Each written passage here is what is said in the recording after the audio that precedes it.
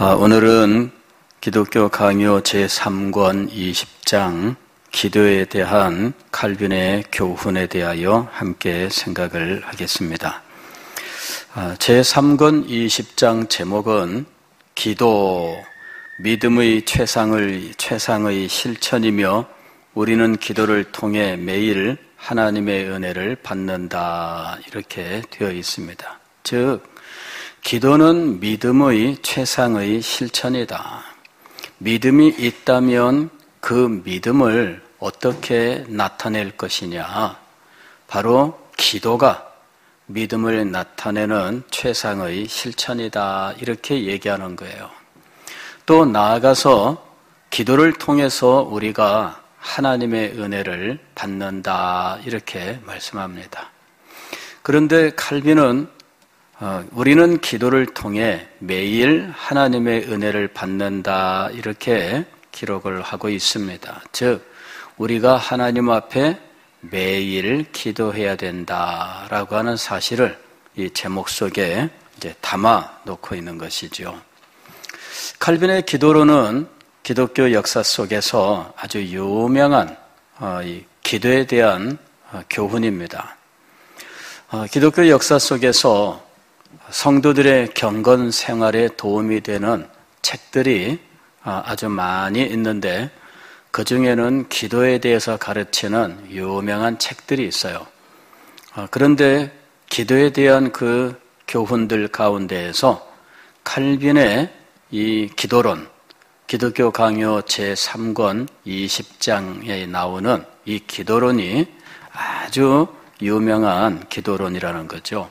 실제로 이 책은 단행본으로 나와서 따로 얇은 책으로 나와 있습니다. 그래서 칼빈의 이 기도론 부분만 따로 떼내서 많은 사람들이 읽고 은혜를 받았던 겁니다. 기독교 강요 중에는 이렇게 단행본으로 나온 부분들이 있어요. 가령 제3권에 자기 십자가를 지고 자기를 부인하고 자기 십자가를 지고 나를 좇을 것이니라. 믿음 이후에 그리스도인이 자기 부인과 십자가를 지는 삶에 대해서 교훈하는 부분이 있는데, 그 부분도 따로 이렇게 책으로 묶어져 나와서 많은 사람들이 읽고 또 도움을 얻었습니다. 저도 이 기독교 강요 제3권 20장 이 기도에 대한 교훈, 이 단행본을 제가 처음에 읽게 되었는데, 서점에서 그 책을 제가 이제 발견하게 됐어요. 책은 이렇게 큰 책이 아닙니다. 손바닥보다 조금 더 큰 작은 책자로 되어 있는데, 기도에 대해서 많이 갈급해하고 배우기 위해서 열심히 이 책을 찾고 있던 중에 칼빈의 기도론 책을 발견하게 된 거예요. 그리고 그 책을 읽고 기도에 대한 많은 의문들을 해결하게 되었습니다. 그리고 기도에 대해서 이후에 제가 가지게 된 여러 가지 생각들은 이 칼빈의 기도론이 그 바탕이 되어 있다는 것이죠. 제가 기도의 교훈 중에서 굉장히 답을 찾지 못해서 어려움 겪던 부분이 하나 있었는데, 그것은 뭐냐면은 기도에 대한 모든 책들이 기도하면 반드시 응답받는다, 이렇게 가르치고, 그 다음에는 그러나 하나님의 뜻대로 구하면 응답을 받는다, 이렇게 말하고 있다는 거예요.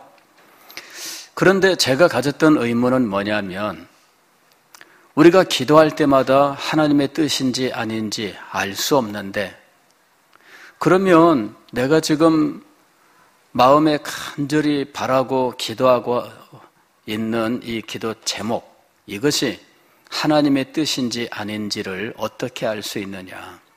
하나님의 뜻이면 응답받을 것이고, 하나님의 뜻이 아니면 받지 못할 터인데 응답받지 못할 기도라면 애초에 안 드릴 수는 없을까?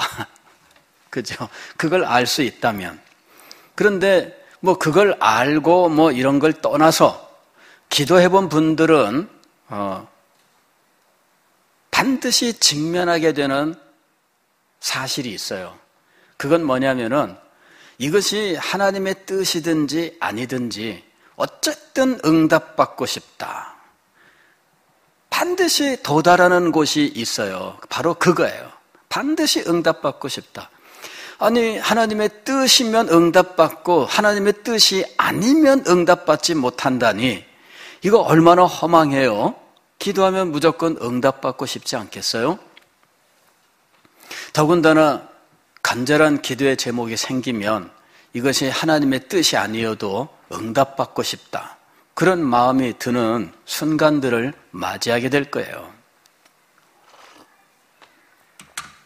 그런데 어떤 기도에 대한 책을 봐도 하나님의 뜻이 아닌데 응답받을 수 있는가 하는 이 부분에 대해서 말씀하고 있는 책이 없어요. 그 부분에 대해서는 아무도 가르쳐주지 않아요. 그래서 제가 그 답을 찾기 위해서 책들을 얼마나 읽었는지 몰라요. 기도에 대한 책만 가서 서점에 가서 봐도 얼마나 양이 많은지 그 많은 책들을 서서 몇 시간 동안을 두고 다 책을 넘겨가면서 확인을 해봤는데 그 부분에 대해서 말씀하는 책이 없어요. 그런데 칼빈의 기도론을 가지고 읽던 중에 거기에 그 부분을 말씀하는 것이 나오는 거예요. 하나님의 뜻대로 구하면 들으심이라. 그런데 하나님의 뜻이 아닌데도 고집하고 강청하여 응답받을 수 있는가 하는 것이죠. 응답받을 수 있다. 이렇게 얘기하고 있는 거예요. 하나님 앞에 고집을 피우면 응답을 받는다는 거예요. 마치 아이들이 부모님이 안 된다 그래도 끝까지 그 고집 피워가지고 부모님들이 안 해줄 수 없는 상황을 만들죠. 소위 우리가 아이들이 땡깡 부린다 하는 거 있잖아요. 그 어디 갔는데 딱 보니까는 부모가 여기서 자기가 울고 뒹굴면 부모님들이 쩔쩔매고 무조건 들어줄 것이다. 아이들은요 기가 막히게 머리가 좋아요. 알아요. 그래서 그 자리에서 그냥 소리를 쳐대면서 울고 막 눈물도 안 나는데 우는 소리만 내죠. 앙앙 그러면서. 그리고 막 뒹굴죠. 그럼 부모들은 쩔쩔쩔 매면서 알았어 하면서 준단 말이에요. 그래 아이가 그렇게 버릇이 딱 드는 거예요. 부모님들은 체면상 관계상 그건 무시하고 내가 울고 떠들면 들어준다. 이게 아이의 심성이 그렇게 형성되는 거죠. 아이를 그 나쁜 버릇을 고쳐주질 못해요. 부모들이 단호하질 못하거든요. 쩔쩔 매면서 아이가 울면 소리치면 다 들어주는 거예요. 그러면 아이는 어떤 버릇이 들까요? 내가 뗐으면 되는구나. 이것이 아이의 마음속에 딱 잡히는 거예요. 과거에는 이렇게 나쁜 버릇이 들지 않도록 아이들의 버릇을 잡아주는데 참 많은 관심을 가지고 노력을 했어요. 과거의 청교도들은 이 아이가 나쁜 버릇이 들지 않도록 이 아버지들이 이 아이의 나쁜 버릇을 잡아주게 했어요. 훈육이죠, 훈육. 아이를 혼내기도 하고 때로는 회초리를 들기도 하고 하면서 아이를 가르쳤다 하는 거죠. 가르쳤다. 근데 점점 아이를 가르치지 않는 시대로 지금 가고 있어요. 그죠? 그래서 아이가 원하는 것은 무조건 얻을 수 있도록 하는 이런 상황이 되어버렸어요. 부모들은 아이 데리고 쩔쩔 매요. 엄마들은 아이 하나 데리고 절절절 매죠. 그래서 이제는 아이들을 좋은 마음의 습관을 갖도록 가르치는 이런 일들은 참 찾아보기 어려운 시대가 되어버리고 말았습니다. 오히려 지금은 부모들이 한술 덧두는 일들이 참 많잖아요. 그죠? 밖에 나가 음식점에 가서 아이들이 마음껏 떠들고 뛰어다니고 옆에 쌍에 가가지고 옆에 쌍에 참견하죠. 거기 있는 사람들한테 하고 거기 있는 것도 자기가 손대고 그래가지고 그러지 말라고 한마디 하면 저쪽에서 부모가 탁 쏘아봅니다. 그죠? 노려보고 심하면은 우리의 왜 기죽이냐 이렇게 대들어서 싸움이 벌어지는 일들도 많아요. 지금은. 이래가지고 그렇게 싸움했다 이러는 글들이 많이 올라오고 있어요. 자, 지금은 아이들을 훈련시키고 교육시키는데 부모들이 그렇게 힘을 쓰지 않는 시대가 되었어요. 그러나 누구나 참 인상 찌푸리기는 해요. 그죠?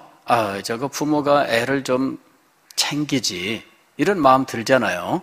좀 챙기지 왜 안 챙기냐 이거예요. 근데 부모도 참 할 말이 있어요. 챙기려고 해보면 이 애를 어떻게 될지 모르겠는 거죠.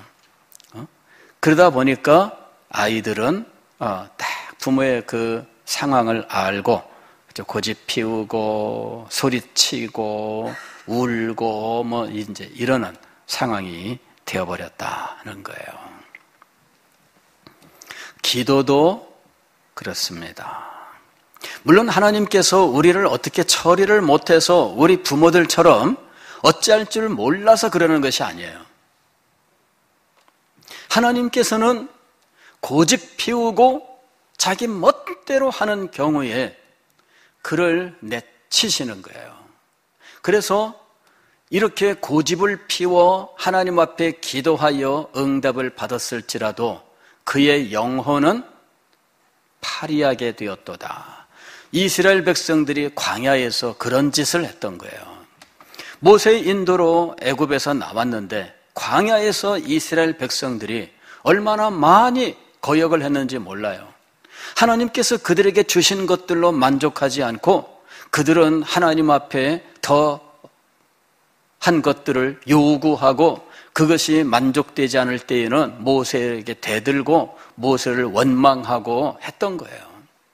그래서 하나님께서 그들에게 진노하셔서 그들에게 그들의 그 욕망에 대해서 그들의 욕망을 채워주시는 일들을 하셔요. 광야에서 메추라기를 주신 것도 사실은 그들의 잘못된 욕망 때문에 하나님께서 그들을 징계하시는 것으로 주셨던 거예요. 즉 이렇게 고집을 피워서 받을 때 아이들의 심성이 그 고집을 가지고 형성되는 것처럼 하나님의 뜻과 상관없이 자기의 욕망만을 앞세우고 기도할 때에 그 사람의 영혼이 어떻게 될 것이냐 하는 것이죠. 그래서 칼빈은 그 부분에 대해서 명확하게 이야기를 합니다. 하나님의 뜻이 아님에도 고집하여 하나님께 기도할 때 기도 응답은 받으나 그 사람의 영혼은 형편없이 완고해지고 완악해질 수밖에 없다. 이렇게 얘기하고 있는 거예요. 즉 잘못된 기도를 고집하여 그것을 기어이 하나님께 얻어냈을 경우에 그 사람의 영혼이 잘못되는 부분에 대해서는 본인이 책임져야 한다 이렇게 말씀하고 있는 거예요. 하나님은 고집 피우는 사람에게 그를 가르치고 인도하시고 그렇게 하셔요, 분명히. 그러나 그것조차도 외면하는 자는 하나님께서 그를 버리시는 거예요. 이 죄인의 이 죄악된 이 심성, 이것이 여러분 하나님의 저주 가운데 가는 이유가 바로 그것입니다. 하나님께서는 우리를 구원하시기를 원하셔요. 할 수만 있으면 모든 죄인들이 예수 그리스도를 믿고 구원받기를 원하셔요. 그러나 이 복음을 거절하는 자는 결국 하나님께서 내치시고 마는 거예요. 기도에도 역시 동일한 원리가 적용되고 있습니다. 칼빈은 제20장 1절에서 기도의 본질을 다루고 있어요. 기도는 무엇이냐? 기도는 믿음과 동일한 원리에서 이루어진다라고 말을 해요. 우리가 믿음을 얻게 되는 과정, 그리고 그 믿음을 통해서 깨닫게 되는 것이 무엇입니까? 우리가 믿음을 통해서 깨닫게 되는 것은 우리는 선한 것이 전혀 없다라고 하는 거예요. 우리가 복음을 듣고 복음 속에서 하나님의 그 모든 가르침들을 알게 돼요. 하나님이 복음을 통해 우리에게 가르쳐주는 사실은 우리는 선한 것이 없는 죄인이라는 것이죠. 그리고 우리는 우리의 구원을 위하여 아무런 능력이 없다라고 하는 사실이에요. 전적인 무능력이에요. 그리고 이 전적으로 타락했고 전적으로 무능력한 이 인생에게 하나님께서 구원의 길을 제시해 주셨어요. 하나님께서 제시하신 구원의 길은 그리스도 안에서 하나님의 모든 은혜를 받아 누리게 하는 것이었어요. 예수 그리스도 그분 안에 하나님의 모든 선과 하나님의 모든 사랑, 하나님의 모든 은혜, 하나님의 모든 풍성한 것들이 다 있습니다. 그래서 예수 그리스도를 믿음으로 예수 그리스도를 통해서 우리는 죄사함을 얻고 또 구원을 얻고 우리에게 필요한 모든 것을 얻게 되어 있다는 것입니다. 믿음이라고 하는 것은 바로 그거예요. 우리가 하나님 앞에서 얼마나 더러운 죄인인지, 우리에게는 선한 것이 하나도 없다는 사실을 철저하게 인정을 하고 하나님의 자비와 긍휼만이 우리의 유일한 소망이라고 하는 사실을 인정하고 하나님께서 우리에게 제시하신 예수 그리스도, 그분 안에 하나님께서 모든 보화를 두셨는데 그분 안에서 이 보화를 받아 누리도록 하셨던 거예요. 그것을 깨닫고 그것을 믿고 전적으로 예수 그리스도를 의지하고 예수 그리스도만을 붙들고 예수 그리스도 안에서 하나님 앞에 나아가야 된다는 것입니다. 이것이 믿음이에요. 그 사람에게 하나님께서 죄사함의 은혜를 주시고 양심의 가책에서 벗어날 수 있도록 참된 평화와 안식을 허락해 주시는 거예요. 그런데 이 믿음으로 우리가 깨닫게 된 중요한 사실이 있는데 그것은 우리에게 필요한 모든 것과 우리에게 결핍된 모든 것들을 채울 수 있는 것들이 하나님과 예수 그리스도 안에 있다라는 사실이에요. 우리가 구원을 받으면서 겪었던 그 모든 것들이 우리에게 대한 이 분명한 지식을 주는 거예요. 그리고 우리에게 필요한 것들, 또 우리에게 결핍되어 있어서 반드시 채워야 하는 것들, 이런 것들이 하나님과 그리스도 안에 있다. 이것을 믿음으로 말미암아 철저하게 깨닫게 되는 거예요. 또 우리가 더 알게 되는 것은 하나님의 풍성함이, 즉 하나님의 충만함이 그리스도 안에 있고 그리스도 안에서 넘쳐 흐르는 하나님의 은혜를 우리가 그리스도로부터 얻는다라고 하는 거예요. 이것이 우리가 하나님 앞에 기도하는 근거예요. 이것이 우리가 하나님 앞에 기도하는 근거입니다. 우리는 기도할 때 그냥 세상 사람들도 다 기도하니까 그냥 본능적으로 어떤 기도의 의식을 가지고 기도하는 일들이 있습니다. 그러나 우리가 예수 그리스도를 믿는다면 복음을 깨닫고 복음의 진리가 우리에게 진정으로 역사한다면 우리가 왜 기도하게 되었는지 그것을 알아야 된다는 거예요. 우리가 기도하게 된 것은 막연한 어떤 기대 때문이 아니에요. 우리가 기도하게 된 것은 어떤 곤경에 처해서 그냥 자연스럽게 우러나오는 것이 아니에요. 우리가 기도한 것은 우리의 이 본질, 우리의 죄인이며 피조된 존재라고 하는 이 우리의 본질을 알고 그리고 이것을 해결하는 하나님의 방법이 무엇인지를 깨달은 그 깨달음 속에서 우리가 하나님 앞에 기도해야 된다라고 하는 거예요. 우리의 기도는 우리가 전적으로 타락했으며 또 전적으로 무능력하나 오직 하나님의 은혜만으로 구원을 얻되 하나님께서 그리스도 안에서 이 모든 것들을 얻게 하셨다라고 하는 이 복음 속에서 우리가 구원을 얻는 거예요. 마찬가지로 우리가 하나님 앞에 기도할 때에도 이 복음이 그 기도의 근거가 되어야 된다는 겁니다. 우리에게 필요한 모든 것은 하나님에게서 그리스도 안에서 발견하게 돼요. 우리가 부족하여 반드시 얻어야 하는 것들은 하나님과 그리스도 안에서 얻게 되어 있어요. 하나님께서 그리스도 안에 하나님의 모든 충만함을 두셨기 때문에 우리는 그리스도 안에서 그 모든 것들을 넘치도록 얻을 수 있어요. 그러므로 우리가 그리스도의 이름으로 하나님 앞에 나아가서 이 모든 것들을 찾아 기도해야 된다라고 하는 거예요.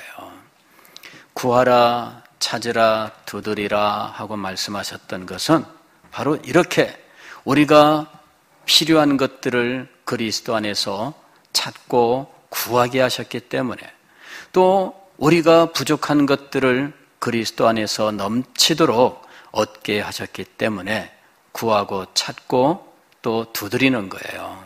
이것이 기도입니다. 하나님께서는 우리가 원하는 것들을 다 알고 계시지요. 하나님께서는 모르는 것이 없는 분이시잖아요. 그래서 모든 것을 알고 계셔요. 그럼에도 불구하고 우리에게 기도하라고 말씀하신 이유는 무엇일까요? 기도하지 않으면은 여러분의 일상 삶에 필요한 것들을 하나님이 공급하지 않으실까요? 공급하지 않으셨다면 아마도 기도하지 않는 사람이 아무도 없을 거예요. 그렇죠? 예. 그래도 기도하지 않아도 먹고 살 수 있으니까 기도 안 하는 거예요. 그렇죠?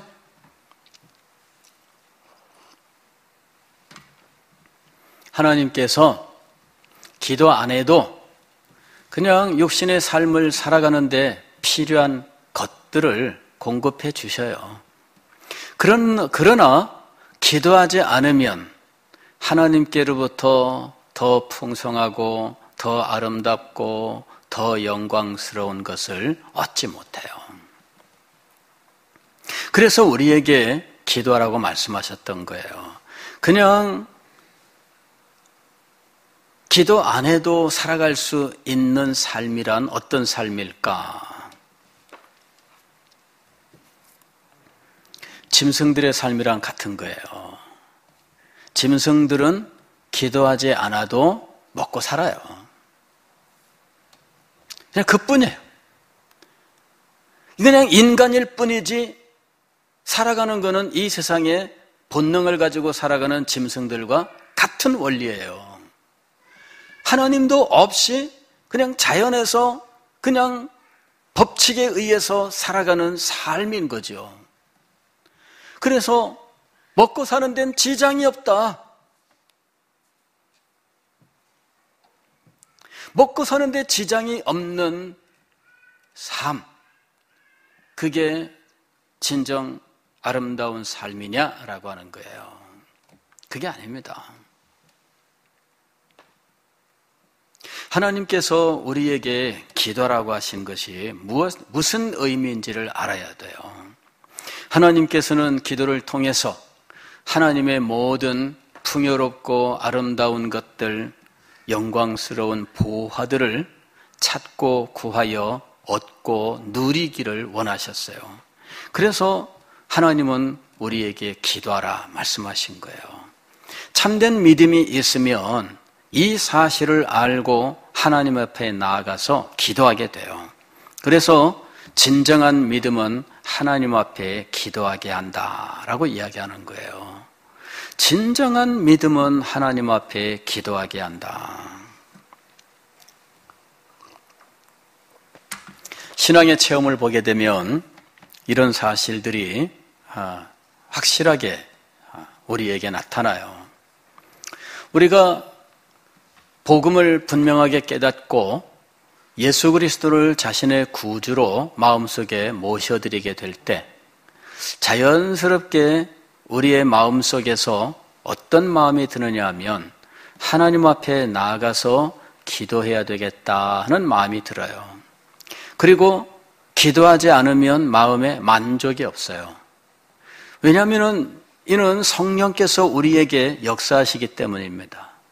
성령께서 우리에게 역사하시는데 우리가 예수님을 믿는 것도 성령의 역사예요.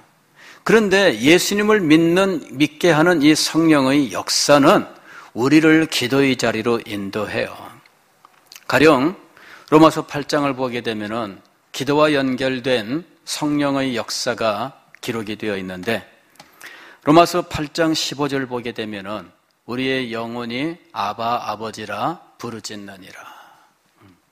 즉 하나님을 나의 아버지로 알고 아버지께 모든 것을 의탁하고 아버지를 신뢰하여 아버지 앞에 구하는 것처럼 우리의 영혼이 하나님 앞에 나아가서 기도하게 되는 거예요. 그런데 이것을 누가 인도하느냐 하는 것이죠. 이것을 성령께서 인도하시는 거예요. 그래서 성령을 양자의 영이라고 부릅니다. 양자의 영. 즉 양자의 영이라고 하는 건 뭐냐면은 이제까지는 하나님이 우리의 아버지가 아니었는데 내가 예수님을 믿고 보니 성령은 하나님을 아버지로 분명히 깨달아 알게 해요. 즉 아버지에 대해서 별다른 감정이 없던 사람이 철을 들면서 아버지가 이렇게 고생을 하셨구나 이러면서 새삼 아버지에 대해서 마음속에 깊은 감동을 하게 되는 것이지요. 전에 이런 글이 있었어요. 내가 아버지를 몰랐습니다. 그러나 이제 아버지를 알 것 같습니다. 이런 글이 있었어요. 자기가 어릴 때 아버지가 퇴근하면서 통닭을 사들고 들어왔다는 거예요. 그래 자기는 아버지가 통닭을 사들고 오면은 통닭에만 관심을 가지고 그래 이 자기 형제들하고 이 통닭을 받아들고 그냥 신나가지고 이것을 먹으러 갔는데 아버지가 관심이 있는 것이 아니라 통닭이 관심이 있죠. 그랬는데 자기가 어느 날 통닭을 사들고 집에 들어가는 거예요. 그런데 통닭을 사들고 집에 들어가는데 자기가 회사에서 안 좋은 일이 있어서 마음이 울적해. 마음이 울적한데 집에 갈 때 문득 통닭 사들고 들어가고 싶은 생각이 들더라는 거죠. 통닭을 사들고 집에 들어가서 아이들이 이 통닭을 받아서 기뻐서 소리치고 이러면서 먹는 그 모습을 보면서 낮에 있었던 그 마음의 아픔 또 안 좋았던 이런 마음들이 싹 풀리면서 평안이 오더라는 거예요. 그때 이 사람이 우리 아버지도 과거에 그러셨겠구나 하고 깨달았다는 거죠.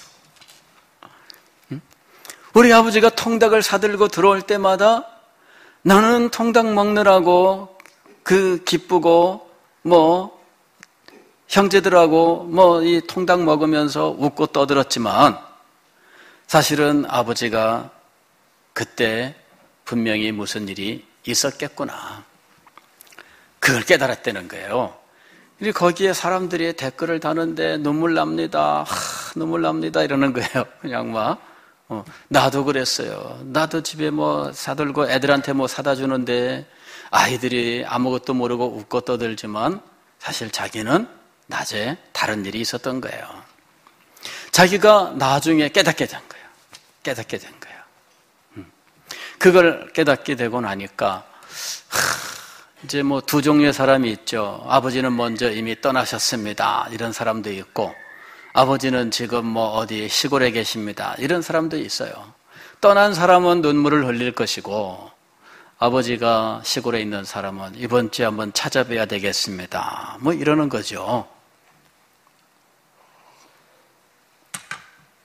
깨달음이 있어야 돼요. 깨달음이 있으면 알게 돼. 아, 그랬던 거구나. 자, 하나님께서 우리에게 그리스도 안에서 모든 필요한 것들을 찾아 누리게 하셨어요. 복음을 깨달으면 그 마음속에 그리스도 안에서 하나님께 나아가 간구하고 싶은 마음이 들어요. 이 복음의 깨달음이 성령의 역사이고 기도하고 싶은 마음이 들게 하는 것이 성령의 역사예요. 그리고 성령께서 우리에게 하나님을 우리의 참 아버지로 인식하게 하는 거예요. 이전까지는 아버지에 대해서 제대로 알지 못했어요. 그러나 성령께서 하나님을 나의 아버지로 진정으로 알게 하시는데 이 아버지는 나를 위하여 독생자를 보내시기까지 나를 사랑하셨다라고 하는 사실을 깨닫게 되는 거죠. 아버지를 진정으로 깨닫게 되는 거예요. 그래서 아버지 앞에 나아가 기도하고 싶어요. 그 전에 내가 하나님 아버지라고 부를 때 아버지라는 말은 그냥 배워서 하는 말이었어요. 그러나 내가 아버지를 진정으로 깨닫고 나서 아버지 할 때에는 그 아버지라고 하는 말에 나의 모든 깨달음과 나의 모든 사랑이 담겨 있더라 하는 것이죠. 물론 인간 아버지는 한계가 있어요.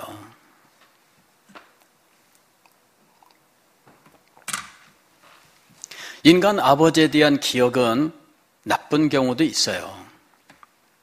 어떤 목사님이 지난주에 저한테 그런 얘기를 하더라고요.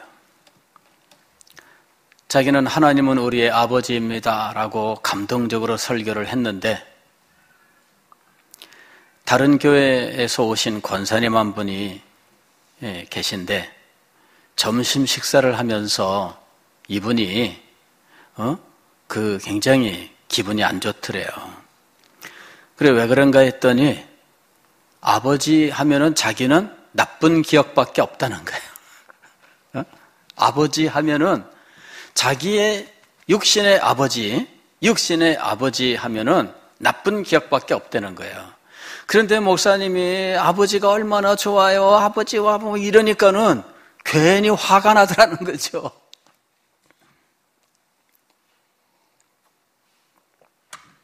그런 일이 있었습니다. 그래서 제가 얘기했어요. 그럴 때는 앞에 설명이 조금 붙었으면 참 좋을 뻔했다. 인간 아버지에 대해서는 우리들 가운데 다양한 경험이 있어서 무조건 좋은 것만은 아닌 것은 맞다. 그래서 인간 아버지에 대한 기억으로 하나님 아버지를 보아서는 안 된다라고 하는 사실. 하나님 아버지 할 때 이 아버지는 아버지의 원형, 즉 인간 아버지의 한계 혹은 그 죄악성 때문에 나타나는 그 잘못된 모습이 없는 정말 가장 아름답고 정말 가장 선하신 사랑이 많으신 아버지, 그 아버지 원형이다. 그 설명을 조금이라도 덧붙였더라면 아마도 좀 좋았겠다. 이런 이야기를 나눴어요. 자, 하나님 아버지, 우리가 인간 아버지를 떠올리면서 하나님 아버지를 떠올릴 수 있어요. 어떤 분들은 그래서 아버지에 대한 안 좋은 추억이 하나님 아버지 할 때에도 나타나는 경우들이 있어요. 그러나 여기서 아버지는 참된 아버지, 원형이 되는 아버지를 말씀하고 있는 거예요. 그 아버지를 성령께서 깨닫게 하셔요. 그리고 그 아버지를 부르게 하셔요. 그래서 복음에 참된 깨달음이 있는 사람은 하나님 아버지 앞에 기도하는 자리로 나가게 돼요. 기도에 지치고 세상 여러 가지 일들에 상하고 이런 상황에서도 성령께서 그에게 역사하여 하나님 앞에 기도하게 하셔요.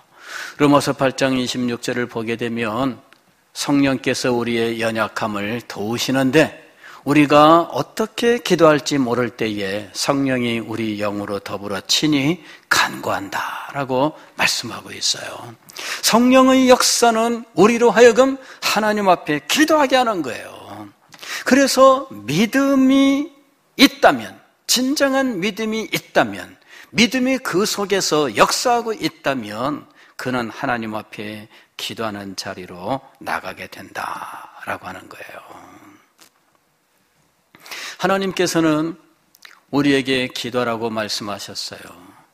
성령을 의지하여 우리가 하나님 앞에 기도하면서 사실은 복음의 그 복음으로부터 우리가 깨닫게 된 그 영광스러운 것들을 계속해서 훈련하면서 우리의 삶을 살아가게 하셨습니다. 이것이 기도예요. 그러니까 우리는 기도를 단지 우리가 필요한 거 있을 때 하나님 앞에 그냥 말씀드리는 거, 그래서 하나님이 주시면 좋고 안 주시면 할 수 없고 그런 것이 아니라는 사실을 알아야 돼요. 기도라고 하는 것은 그것보다 더 크고 놀라운 거예요. 우리 인간의 본질, 하나님의 사랑과 자비, 하나님의 우리의 아버지 되심, 그리하여 하나님을 사랑하고 전적으로 의지하면서 그리스도 안에 하나님의 모든 풍성하고 충만한 것들을 두셔서 찾아 누리게 하셨다는 사실을 알고 그리스도 안으로 들어가는 것, 바로 이것이 기도라고 하는 거예요. 바로 이 기도를 통해서 우리는 하나님의 자녀로 합당하게 훈련을 받게 돼 있어요. 하나님이 우리를 훈련하시는 방법이 바로 기도예요. 칼빈은 기독교 강요 제23권 제20장에서 이 기도의 필요성에 대해서 6가지로 이야기를 하고 있습니다. 우리에게 기도가 왜 필요한가? 기도가 필요한 이유는 무엇인가? 6가지로 이야기를 하고 있습니다. 첫째, 하나님을 항상 찾고 사랑하며 섬기겠다는 소원과 열의를 우리의 마음속에 불일듯하게 하기 위해서, 즉 하나님을 항상 찾고 사랑하며 섬기겠다는 마음, 이것이 불타오르게 하기 위해서 기도가 필요하다. 즉 기도를 해야 우리 마음속에서 불붙는 믿음이 일어나는 거예요. 하나님 사랑하고 하나님을 섬기겠다는 마음이 일어나요. 기도하지 않는 사람 마음속에서는 이런 마음이 일어나지 않습니다. 기도하지 않는 사람은 언제나 자기중심의 삶을 살아요. 자기 마음이 항상 자기중심이에요. 기도하는 사람이어야 비로소 하나님을 찾고 하나님만 사랑하며 하나님만 섬기겠다는 마음이 그 속에서 불타게 된다라고 하는 거예요. 두 번째로는 기도하는 사람은 자기 마음속에 하나님께 숨기고자 하는 이 마음, 부끄러운 마음, 이것이 침범하지 않는다라고 이야기하는 거예요. 하나님 앞에 기도할 때 마음의 속에 있는 깊은 것들을 다 내놔야 돼요. 그러므로 우리는 부끄러운 마음이 없도록 한다는 거죠. 사실 우리가 하나님 앞에 내놓지 못할 부끄러운 마음을 품고 있으면 사실 기도가 안 돼요. 그렇지 않아요? 예. 부끄러운 마음이 속에 있으면 하나님 앞에 기도가 안 됩니다. 물론 형식적인 기도 제목은 아릴 수 있어요. 그러나 자기도 압니다. 이 부끄러운 것을 떠나기 전에는 하나님께서 내 기도를 듣지 않으실 것이다. 그래서 하나님 앞에 드리는 기도가 형식적이 돼요. 속에 있는 것을 내놓기 전까지는 하나님 앞에 드리는 기도가 형식적이 되어버리고 말아요. 기도해야, 그리고 마침내 속에 있는 이것을 하나님 앞에 다 토해내야 비로소 참된 기도의 자리에 나아갈 수 있어요. 기도가 필요한 이유가 있습니다. 우리의 마음을 지켜주는 거예요. 우리의 죄악된 마음, 우리의 부끄러운 마음들을 지켜주는 거예요. 이것이 기도입니다. 세 번째로는 하나님께서 우리에게 베푸시는 모든 은혜를 감사함으로 받게 하기 때문이에요. 기도하지 않는 사람은 감사하지 않아요. 진정으로 그 마음속에 하나님의 은혜에 대한 감사가 없어요. 말로는 감사합니다 말할 수 있지만 그의 마음속에서부터 진정으로 감사가 우러나오지 않는다는 거예요. 기도하는 사람이어야 감사가 우러나옵니다. 넷째는 기도 응답을 통해 하나님의 인자심을 진정으로 알고 묵상하게 된다는 거예요. 응답이 있으면 하나님의 사랑과 자비를 깨닫게 돼요. 그러면서 하나님이 얼마나 자비로우신 분이신지 우리가 증언하게 됩니다. 기도에 응답이 있어야 사실은 하나님의 사랑을 증거할 수 있어요. 기도 응답이 있어야 하나님의 자비를 우리가 전파할 수 있습니다. 왜 우리의 삶 속에 전파가 없느냐? 왜 우리의 삶 속에 증거가 없느냐? 기도 응답이 없기 때문이에요.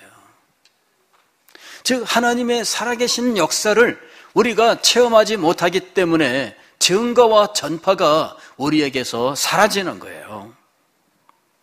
기도가 얼마나 중요한지 알아야 돼요. 기도해야 하나님께서 주셨다 하는 사실을 인정하게 되고, 기도해야 하나님께서 주신 것들을 기뻐하게 되고, 기도해야 그 기쁨을 가지고 전파하게 되어 있어요. 여러분, 길거리 가다가 10,000원짜리 하나 주었습니다. 그러면 우리가 뭐라고 얘기를 해요? 재수 좋네. 모르겠어요. 10,000원 주면 경찰서 갖다 줘야지. 이러는 아이들은 그렇게 할 거예요. 예.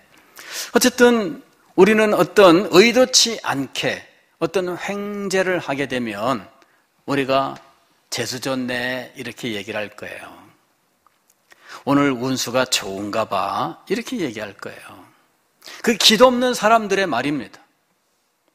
그러나 기도하는 사람은 이런 모든 것들이 우연히 일어난 것이 아니다라는 사실을 분명히 압니다. 그가 범사에 기도하던 사람이라면 이것은 하나님께서 역사하신 것이다 라고 하는 사실을 인정할 거예요.